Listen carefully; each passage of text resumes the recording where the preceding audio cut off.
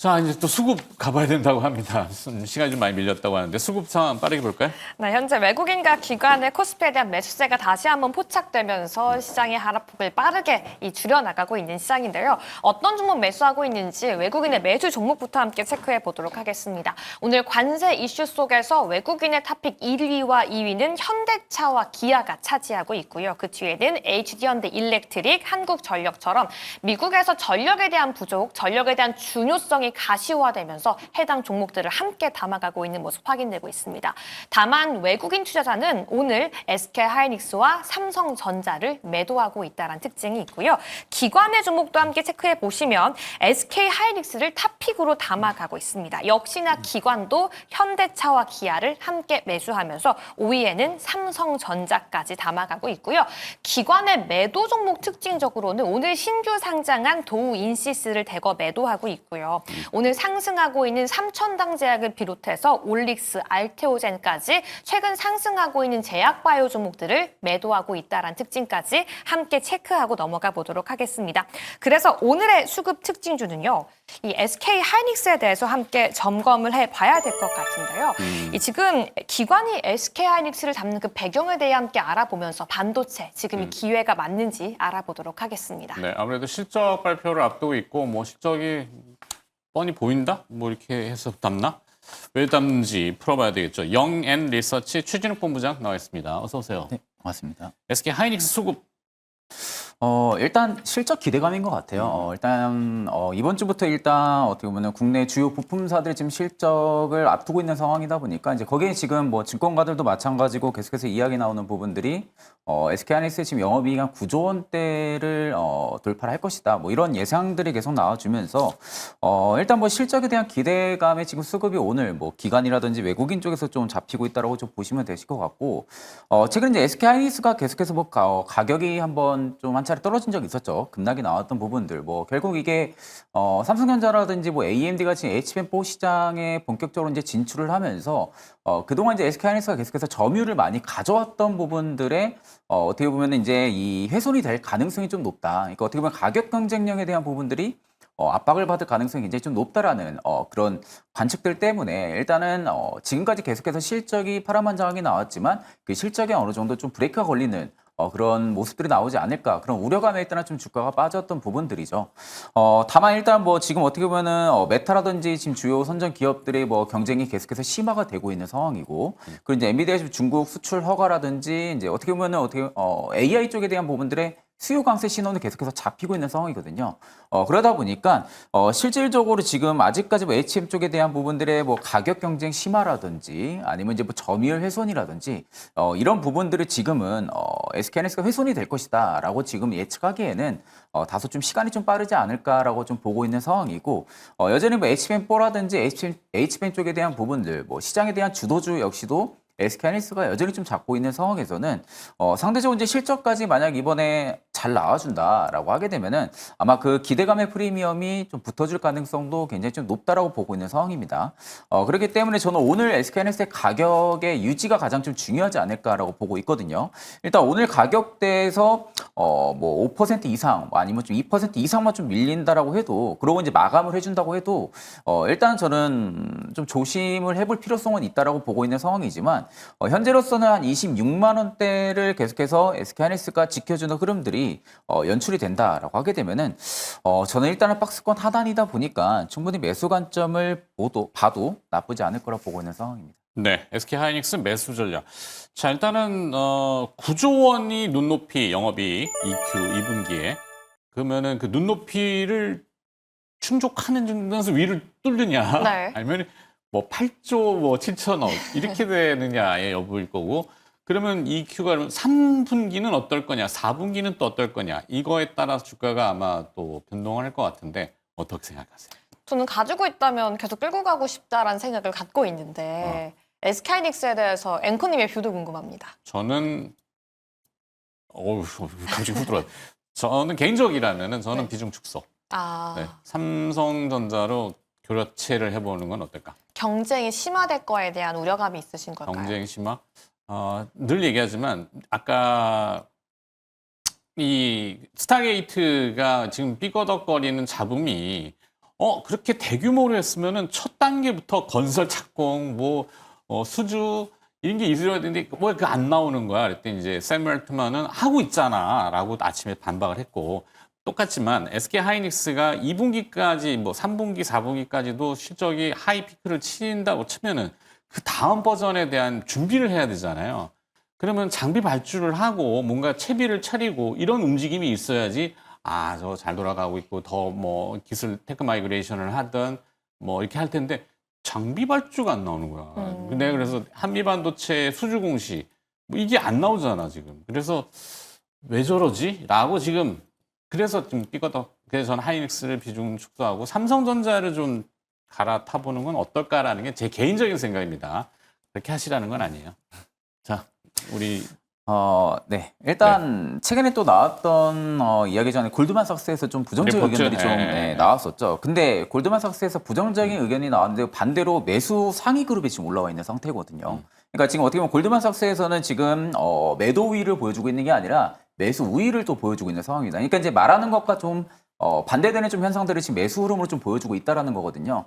일단 이제 결국에 골드만삭스에서도 계속해서 이야기하는 부분들은 가격 경쟁이 심합니다. 그러니까 이제 내년부터 처음으로 H밴 쪽에 대한 부분들의 가격이 훼손이 될 것이고 그동안 이제 공급자에 대한 부분들이 중심적으로 유지가 됐다고 하게 되면은 이게 이제 반대로 된다는 거죠. 공급자 우위에서 수요자 우위로 바뀐다는 겁니다. 그러다 보니까 어떻게 보면은 엔비디아라든지 이제 이렇게 주요 수요를 받는 수요 업체들이 이제는 어느 정도 가격에 대한 부분들 딜을 할 수 있다라는 거죠.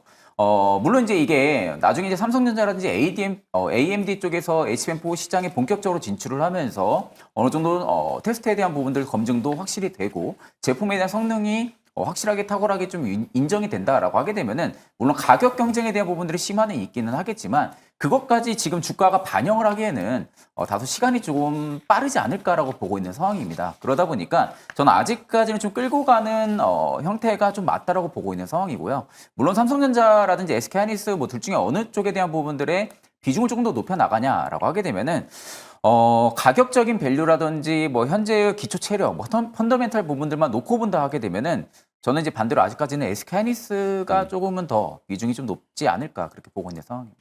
하이닉스 쪽을 좀 더 네. 우위로. 저도 이런 생각을 했어요. 두 분이 조금 다른 의견이었지만 다를 수 있죠. 다 굉장히 인정이 되는 내용이었거든요. 나름의 근거. 맞습니다. 골드만삭스 리포트가 SK하이닉스를 공격하고 나서 그 다음에 리포트들, 국내 리포트들이 굉장히 또 이 전문 용어로 긁혔다고 하죠. 화가 나서 왜 SK하이닉스 이렇게 반박하는 거. 네. 골드만삭스의 그 숏 리포트에 대해서 국내 증권사들은 무슨 그쵸. 반박하는. 아니야. 견소리야 막 네. 이러면서 30 얼마 갈 수 있어라고 하는 이 서로 엇갈리는 리포트들이 역시나 동시에 나오고 있어요. 그래서 하나씩 읽어보니까 어떤 생각이 들었냐면 들었던 이야기의 출처가 조금 다른 게 아닌가. 골드만삭스는 엔비디아 쪽 이야기를 듣고서 그렇지. 엔비디아가 소곤소곤 아직은 아니야. 내년까지 계약도 안 했어 라고 했던 것 같고 SK하이닉스는 국내 증권사한테 기다려봐. 우리 계약 곧 할 거야. 라고 한 것 같아서 본질적으로는 골드만삭스가 엔비디아 이야기를 듣고 쓴 게 아닐까. TSMC 이야기를 듣고 쓴 게 아닐까라는 생각이 들어요. 그래서 네. 지금까지는 아직 내년에 대해서 확실한 실적 전망을 할 수 없는 건 사실인 것 같다. 네. 하지만 그래도 SK하이닉스가 자신감이 있다고 하고 단순히 계약만으로 가는 게 아니라 주가가 또 주가의 변동성은 또 다르게 반응할 수 있어서 주가의 상승도 나와줄 수는 있을 것 같다라는 생각도 동시에 갖고 있습니다. 네. 국내 증권사의 리포트는 95% 이상이 다 매수 리포트입니다. 매도는 없어요. 그 리포트 쓸 수가 없다니까. 리포트 쓰는 순간 출입 금지 당하고 정보 파악이 안 되는데 하여튼 그렇대요. 네. 그건 다 알고 계시는 부분이고. 자, 정리하겠습니다. 저는 이제 앞전에 말씀드렸다시피 26만 원 선 지켜주는 게 가장 좀 체크 포인트라고 보고 있고요. 26만 원 선을 만약 좀 지켜주고 종가를 마감해준다라고 하게 되면은 한 번쯤 좀 매수 관점을 좀 보셔도 나쁘지 않다고 보고 있고, 다만 이제 26만 원대를 이탈을 하고 종가 마감을 하고 계속해서 가격에 대한 부분들이 위로 올리지 못하고 훼손을 시키는 모습들이 나온다라고 하게 되면은 일단은 조금 더 저점을 잡을 때까지는 기다리는 그런 관점도 유효하다라고 보고 있는 상황입니다. 네, 알겠습니다. 자, 두 번째 기업 수급으로 어떤 기업이 또 포착됐죠? 네, 오늘 두 번째 기업 HD현대일렉트릭 함께 체크해 보겠습니다. 어닝 쇼크에 흔들리기도 했는데요. 다시 한번 목표가 상향 소식이 나타나면서 오늘 3%대 상승 흐름 나타나고 있습니다. 사실 미국에서도 2030년도까지 전력 부족에 대한 이야기가 들려오면서 전기가 더 많이 필요하다라고 이야기하고 있는 상황인데요.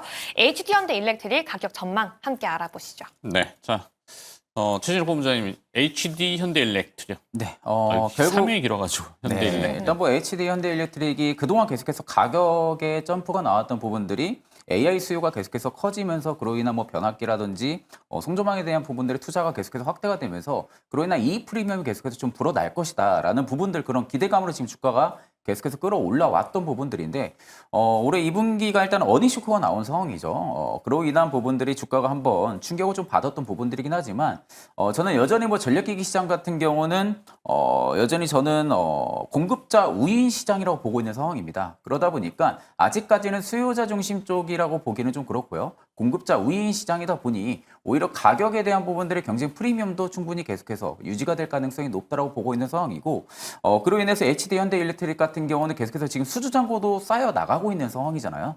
수주잔고가 계속해서 쌓여 나간다는 것은 일감이 계속해서 들어와주고 있다는 겁니다. 일감이 계속해서 들어와주고 있는 상황에서 올해 2분기 뭐 어닝 쇼크가 나왔다 해서 3분기, 4분기 역시도 어닝 쇼크가 계속해서 기록을 할 것이다라고 보기는 좀 어렵고 오히려 이게 가격 훼손에 대한 부분들이 상대적 주가에 대한 부분들의 밸류를 조금 더 싸게 만들어준 하나의 좀 기회가 또 되지 않을까라고 보고 있는 상황이기도 하거든요.